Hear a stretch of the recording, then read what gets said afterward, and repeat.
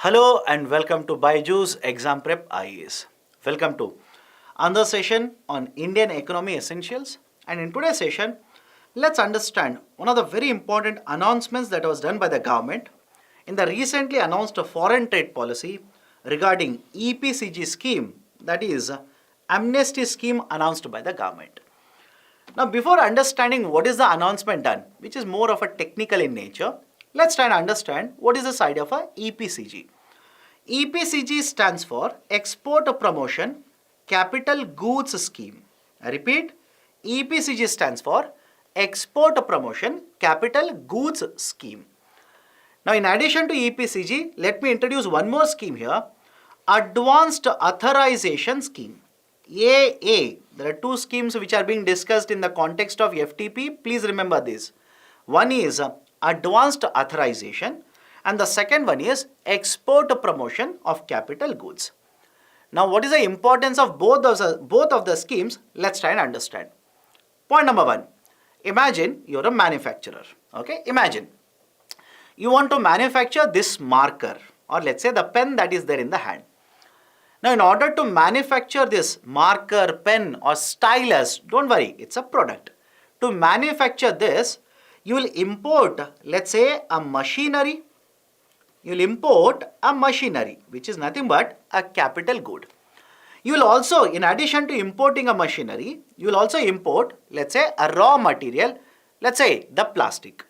So, you are importing a machinery as well as you are importing the plastic which is actually used to manufacture, or which is one of the raw material or inputs in the manufacturing of this marker.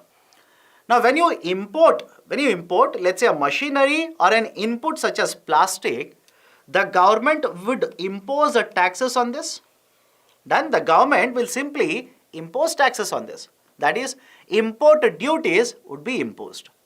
Now, when the government will impose import duties on machinery as well as the plastic, automatically the cost of production would increase. And when the cost of production goes up, you will have to sell this marker at a higher price. And when you price the product at a higher level, the export competitiveness of the product automatically will go down. So, I hope you understand the sequence here. Sequence is simple. You are a manufacturer and you want to manufacture this marker. You will import a machinery, that's a capital good, you will pay taxes. You will import a raw material, that is an input, you will pay taxes. As a result of this, cost of production goes up, export competitiveness will go down. Now, in order to address this, because government wants to promote more and more exports, it's a very simple idea. They want you to promote or they want you to export more to the international market. So, how can we do that? In order to address this, government on one side introduced EPCG scheme and also introduced Advanced Authorization. Now, understand the importance of both of the scheme. Under Export Promotion of Capital Goods or Export Promotion Capital Goods scheme, you import any capital machinery, you import any capital good, which is used to manufacture a good, and if this is exported, then whenever you import the capital good, the government will exempt the import duties. I will repeat it again, understand the logic here. The government says you are importing a capital good. Now, I will not impose any import duty on it. No taxes on the import, right? Which will ensure that the price that you pay when you import the machinery, the cost that you incur would be lower because now you are not paying import duties. But there is a condition here. What is the condition? There is an export obligation. Remember the term. There is an export obligation under this. And henceforth, I'll start using a short form of this, EO. What is the export obligation? Government says whatever import duties I've exempted, whatever import duties you are not paying, ensure that 6 times of this exempted import duty you will be exporting in the next 6 years. you will be exporting in next 6 years. The same thing I can put in a different way. That is, let's say hypothetically, you will import a machine for manufacturing of a product. The government will ask you to pay 10 rupee import duty. But in order to promote export competitiveness, government now says, don't pay that 10 rupee import duty, but ensure that 6 times of this 10 rupee, that will be 60 rupees, you will export worth 60 rupees in the next 6 years. This is the export obligation under the concept of export promotion of capital goods. And ultimately, what are we trying to do with EPCG? With implementation of EPCG, we are trying to ensure the capital goods are tax-free when they are imported, and we are also able to export it to international market. Right, so there is the concept of export obligation associated with EPCG. Come to the other side, advanced authorization. Under advanced authorization, take an example, you are importing certain input.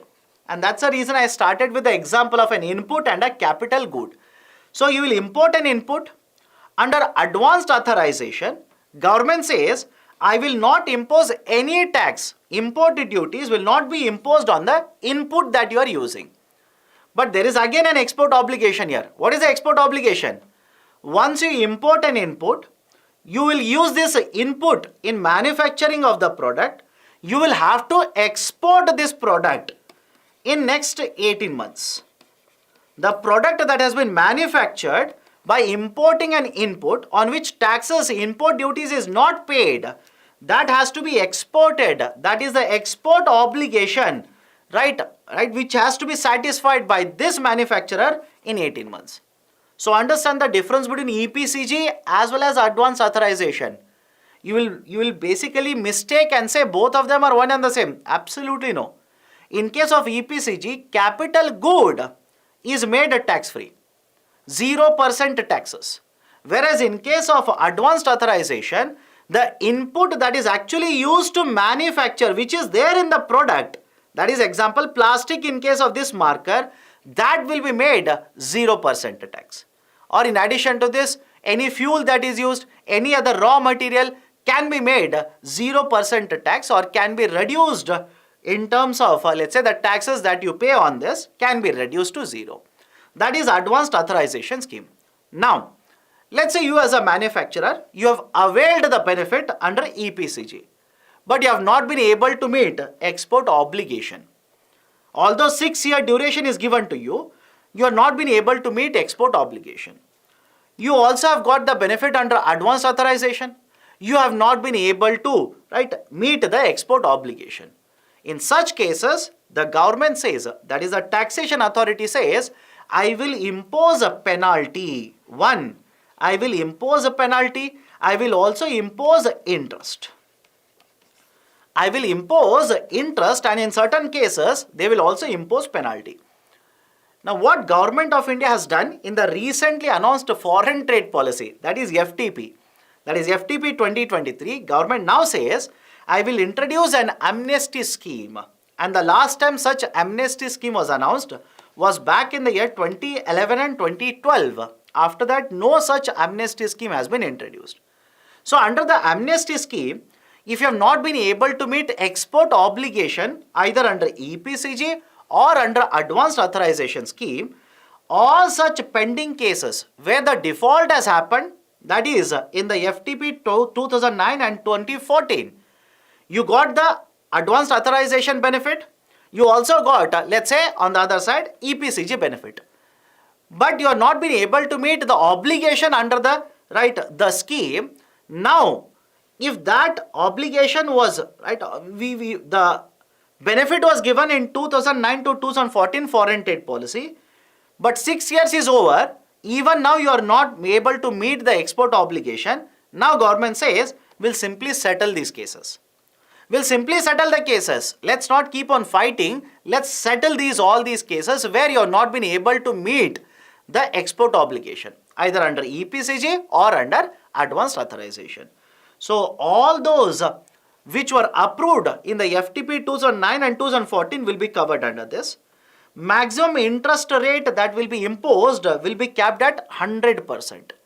And remember this, generally in case of imports, you will also pay certain additional types of taxes such as additional customs duty, special additional customs duty, etc. On such, no interest will be imposed and collected. Right, on these kinds of additional import duties, no interest will be imposed and collected. These cases will be settled. But very important point, only two schemes are covered under the amnesty, EPCG and AA. Point number two, only those benefits which were given to you in 2009 to 2014 FTP will be covered. Not in the FTP 15 and 20, that will not be covered here. Nor the previous one, that is, let's say, 2004 and 2009 FTP. Only the 2009 and 2014 FTP provision will be applicable here. Right, so these are certain important points regarding the amnesty scheme. Now, based on this, I have given a question here. Before solving the question, some of you will have this doubt. Sir, why? What is the objective? Why is Government of India doing this? Reason is simple. One, if the disputes are settled, that will reduce the burden on the private sector. That is, exporters will not feel the burden of such disputes. Second, if the disputes are settled and the exporter will end up paying the interest as well as the exempted duties, then automatically government tax revenue collection will increase. So government wants to address the issues in this sort, that is through amnesty scheme. Now, based on this, a question here. Consider the following statements regarding the amnesty scheme announced in the FTP 2023. The interest applicable in case of unfilled obligation is capped at 200%. No, it is capped at 100%. It covers all the cases of unfilled obligation. Unfilled obligation means what? Under EPCG, what is the export obligation?